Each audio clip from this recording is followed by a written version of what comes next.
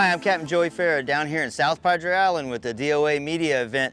Today we fished the ultra shallow flats of South Texas and the lower Laguna Madre. We used a couple different techniques to really stay on the fish throughout the lunar feeding periods and adjust ourselves to different conditions and shallow of water.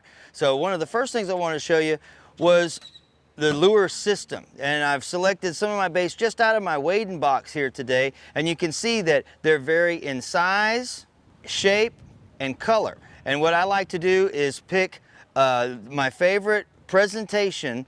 So would it be a long jerk bait like the DOA 5.5, the DOA shrimp, the 3-inch cow shad, the 4-inch jerk bait, or the big swim bait, the airhead? And you can see that I've varied this between natural, darks, and brights on all of those baits. That way, at any given time, I can switch, or if I'm into small fish, at one period, I can switch from a bright color to a dark color. Or if the small fish are eating, a natural pattern, I can maybe create a reaction strike with a loud colored bait. So vary your color, vary your size, and vary your presentation in the water. Fish can feel the difference in vibration between, say, a ballyhoo presentation or a sand eel or a shad or a shrimp or a pin perch. They identify through vibration different baits. So you're having a vibration silhouette as well as color and swim pattern.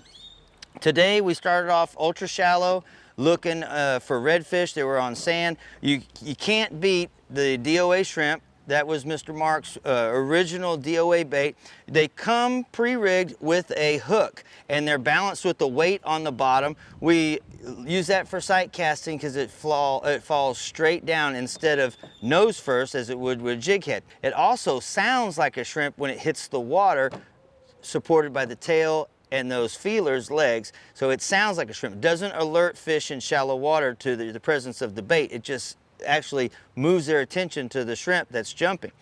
We also like to get a little longer cast by pulling that pre-rigged shrimp out or using just the body to put a jig head in it. And you can see I have a loop knot attached to my long leader, and that's copper crush. Very good bait for matching any kind of water quality because it has so many reflecting colors. It's a natural colored bait. Those big glow eyes really stand out. But at times we used the big 1/2 ounce size of shrimp in dirtier water. That dark red really stood out. Or in ultra clear water, about the best pattern I can find is the near clear. If you look at a live shrimp next to this, they're almost identical as the shrimp is clear, and you can see the speckled flakes inside that near clear. That's all ground up real fish parts that is in the plastic, so it's got a lot of smell to it as well. So we use the shrimp pattern in different colors and in different weights throughout the day to match our presentation in different depths of water, and sight casting with the near weightless and jigging in about 2 foot of water with the jig head. So put some of that in your fishing, maybe it'll help you get hooked up.